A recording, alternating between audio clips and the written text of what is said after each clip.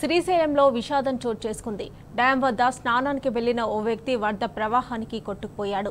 గల్లంతైన వ్యక్తి నల్గొండ జిల్లా చిట్యాల మండలం వెంకటాపురానికి చెందిన చొప్పరి యాదయ్యగా గుర్తించారు. మల్లికార్జుని దర్శనం కోసం తోటి స్నేహితులతో కలిసి శ్రీశైలం వెళ్లిన యాదయ్య డ్యాం వద్ద స్నానానికి దిగాడు. వరద ప్రవాహానికి యాదయ్య కొట్టుకుపోగా అతని కోసం పోలీసులు గాలిస్తున్నారు.